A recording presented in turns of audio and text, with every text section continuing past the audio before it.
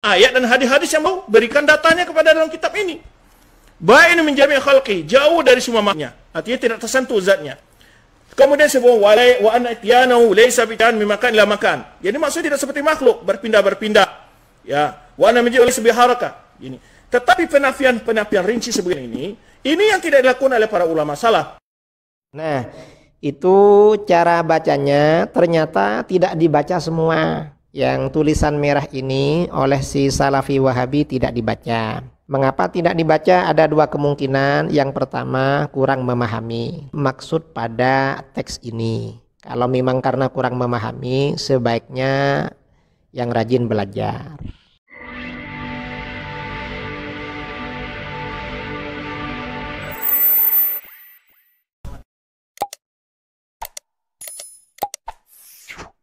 Tafwid dan takwil ulama salaf dan ahli hadis radhiyallahu an.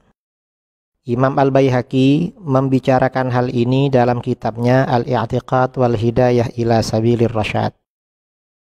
Beliau menjelaskan, wa ashabul hadits fi ma warada bihil kitab was sunnatu min amsali hadza wa lam yatakallam ahadun minas sahabati wat tabi'in fi ta'wilihi ala qismain.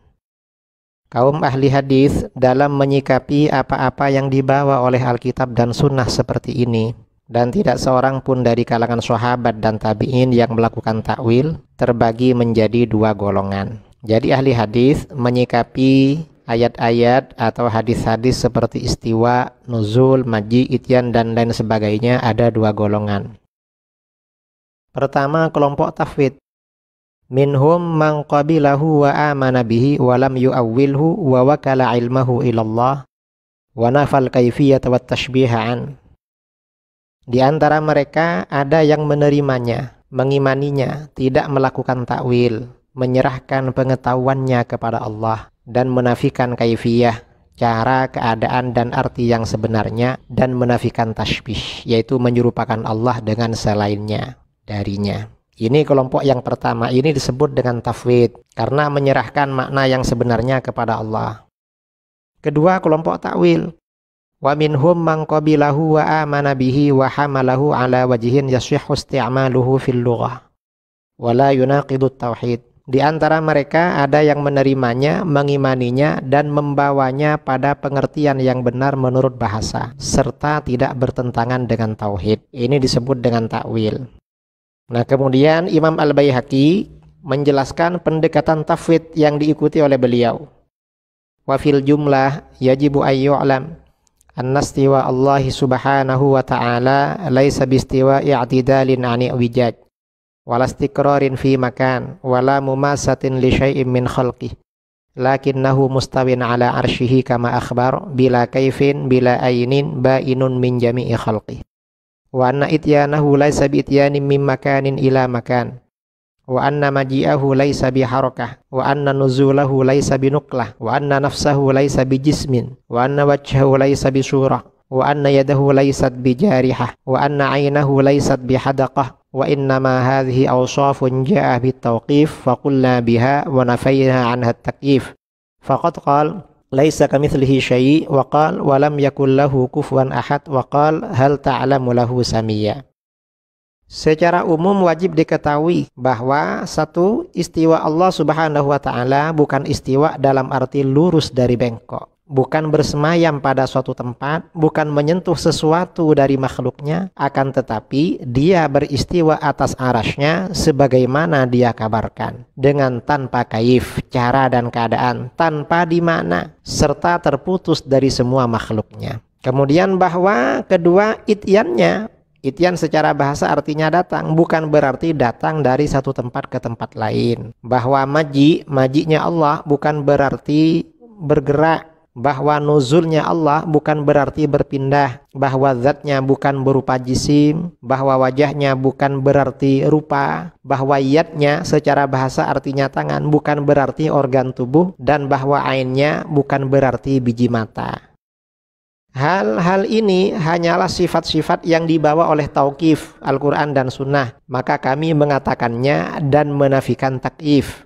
Takyif artinya cara, keadaan, dan arti yang sebenarnya darinya, seperti yang terjadi pada makhluk. Mengapa? Allah Subhanahu wa taala telah berfirman, tidak ada sesuatu yang serupa dengannya. Dia berfirman, tidak ada seseorang yang sama dengannya. Dan dia berfirman, apakah engkau mengetahui ada sesuatu yang sama dengannya? Ini namanya pendekatan tafwid. Kemudian Salafi Wahabi menyalahkan manhaj tafwid dan takwil yang diceritakan oleh Al-Imam Al-Baihaqi radhiyallahu an. Salafi Wahabi ketika mentahqiq kitab beliau Al-I'tiqad wal Hidayah ila Sabilir Rasyad, ada pengantar dari tokoh ulama Saudi Syekh Abdul Razak Afifi, ditahqiq oleh Abul Ainain. Ketika membicarakan tadi tentang dua golongan tafwid dan takwil ini, si Salafi Wahabi ini menceritakan, hakal musannif huna anna madhhab ashabil hadith fil istiwa ala qaulain. Musannif Imam Baihaqi menceritakan bahwa mazhab ahli hadis mengenai istiwa ada dua pendapat. Ahaduhuma ayyakilu ilmahu ilallahi ma'ana fit tashbih wal kaifiyah wa huwa ma yusammunahu bit tafwid. Yang pertama, menyerahkan pengetahuannya kepada Allah serta menafikan tashbih dan kaifiyah. Ini yang mereka namakan tafwid. Wa tsanihima hamluhu ala wajhin yasihhu fil lughah wa la yunaqidu tauhid wa huwa al ma'ruf bit ta'wil. Membawanya pada pengertian yang benar menurut bahasa dan tidak bertentangan tauhid. Ini yang dikenal dengan takwil. Nah, kata si Wahabi ini, wakilal qaulaini khata'un ala ahlil hadis. Kedua pendapat ini tidak benar dinisbatkan kepada ahli hadis. Benarkah tidak benar? Justru yang benar apa yang dikatakan oleh Imam Al-Baihaqi. Imam Al-Baihaqi lebih tahu terhadap hadis daripada yang mentahqiq kitab ini. Dan ini bisa dibuktikan bahwa tafwid memang berlaku dari ulama salaf. Misalnya Imam Ahmad bin Hanbal. Ini ada kitab berjudul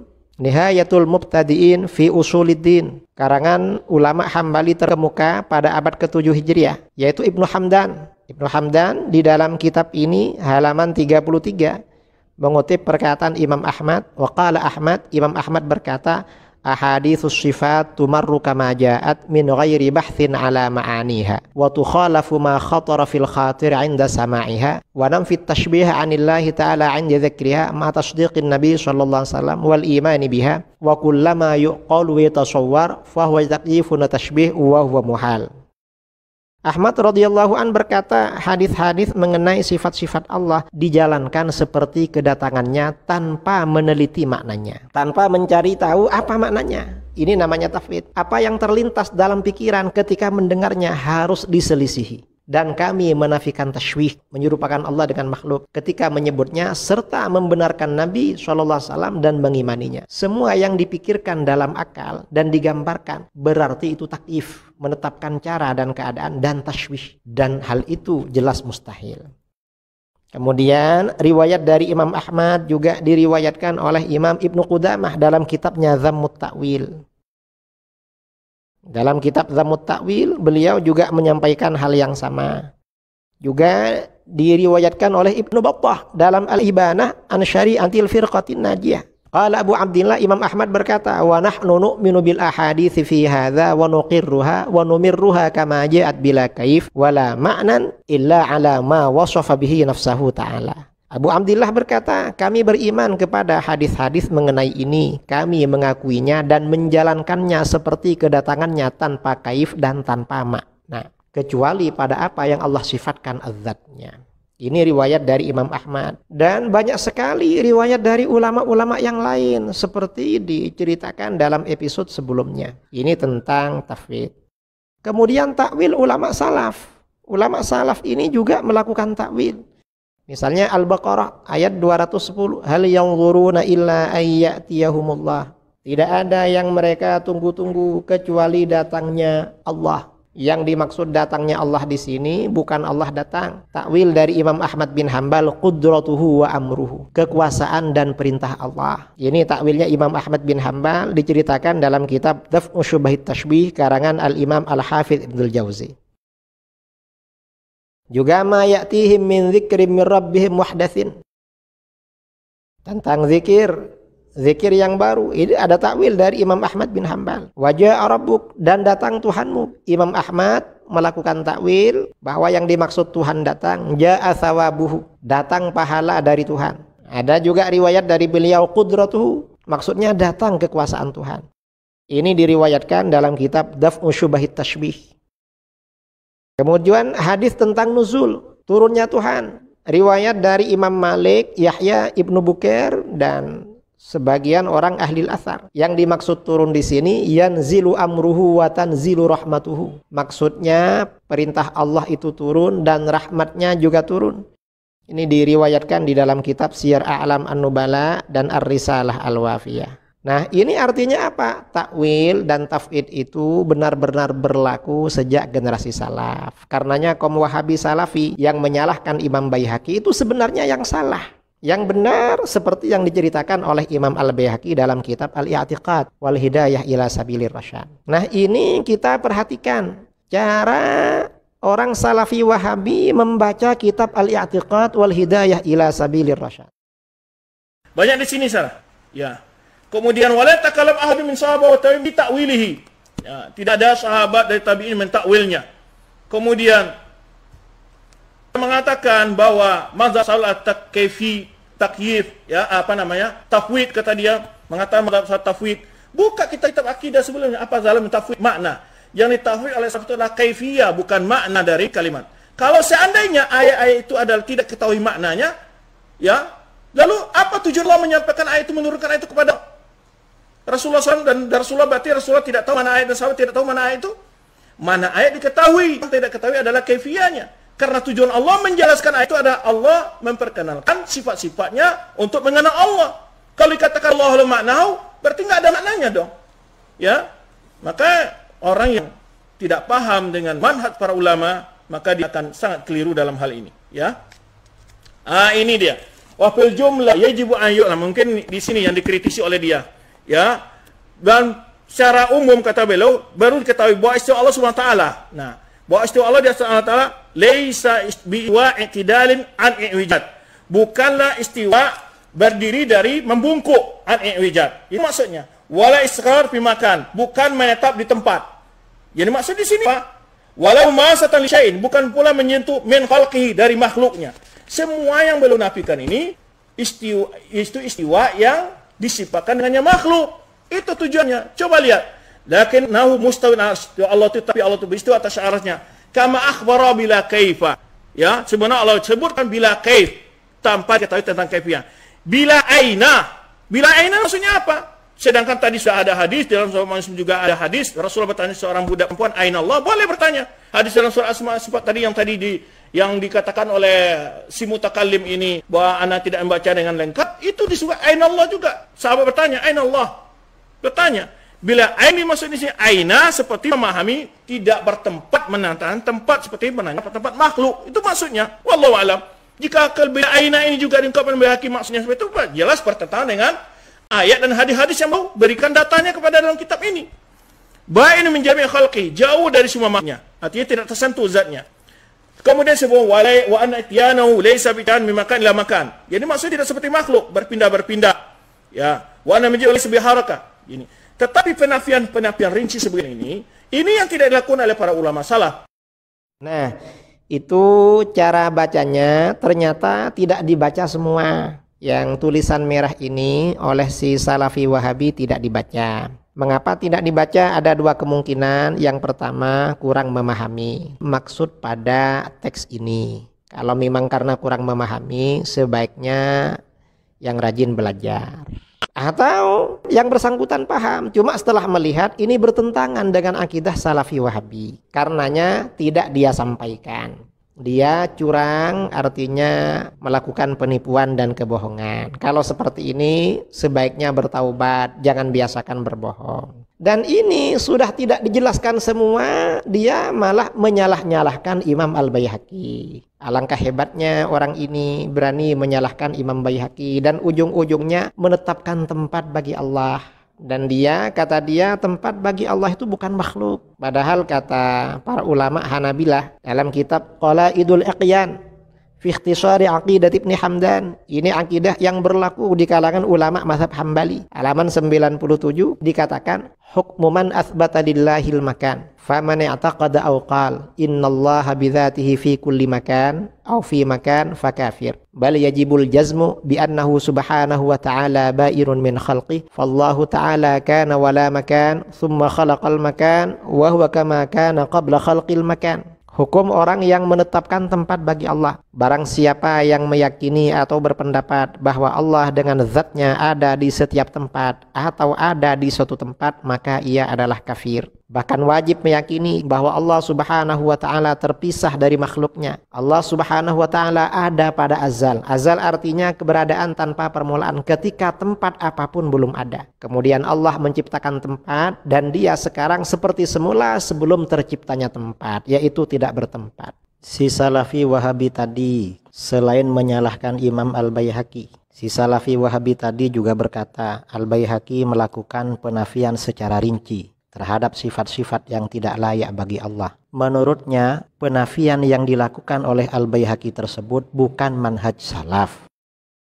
Jelas, anggapan si Salafi Wahabi tersebut merupakan kebohongan dan kebodohan. Mengapa?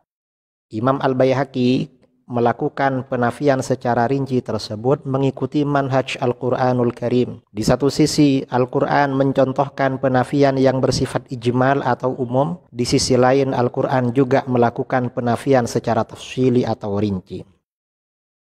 Penafian secara ijmali, misalnya dalam beberapa ayat, laisa kamitslihi syai' wa lam yakul lahu kufuwan ahad hal ta'lamu lahu samiyya. Tidak ada sesuatu pun yang serupa dengan Allah, dan tidak ada seorang pun yang setara dengan Allah. Apakah kamu mengetahui ada seorang yang sama dengan Allah? Ini penafian ijmali atau bersifat umum. Karenanya orang-orang yang meyakini Allah serupa dengan makhluk, misalnya membutuhkan tempat, bertempat, apalagi tempatnya bukan makhluk, jelas melanggar terhadap ayat ini. Dan para ulama seperti disebutkan tadi mengatakan orang tersebut kufur. Penafian secara tafsili dalam ayat kursi, Allahu la ilaha illahul hayyul qayyum la ta'khudhuhu sinatu wa la naum lahu ma fis samawati wa ma fil ard man dzal ladzi yashfa'u 'indahu illa bi idnihi ya'lamu ma baina aydihim wa ma khalfahum wa la yuhituna bi syai'in min 'ilmihi illa bima syaa' wasi'a kursiyyuhus samawati wal arda wa la ya'uduhu hifdhuhuma wa huwal 'aliyyul 'azim. Allah, tidak ada Tuhan yang berhak disembah melainkan Dia yang hidup kekal lagi terus-menerus mengurus makhluknya, tidak mengantuk dan tidak tidur. Ini nafi secara tafsili. Tidak mengantuk dan tidak tidur. Kepunyaannya apa yang di langit dan di bumi. Tiada yang dapat memberi syafaat di sisi Allah tanpa izinnya. Tafsil lagi, Allah mengetahui apa-apa yang di hadapan mereka dan di belakang mereka, dan mereka tidak mengetahui apa-apa dari ilmu Allah melainkan apa yang dikehendakinya. Kursi Allah meliputi langit dan bumi, dan Allah tidak merasa berat memelihara keduanya, dan Allah maha tinggi lagi maha besar. Dalam ayat lain Allah berfirman, la yadhillu rabbi wa la yansa. Tuhan kami tidak akan salah dan tidak pula lupa. Ini nafi secara tafsili. Artinya apa? Manhaj yang dilakukan oleh para ulama ahlus sunnah wal jamaah adalah manhaj Al-Quranul Karim. Wallahu a'lam.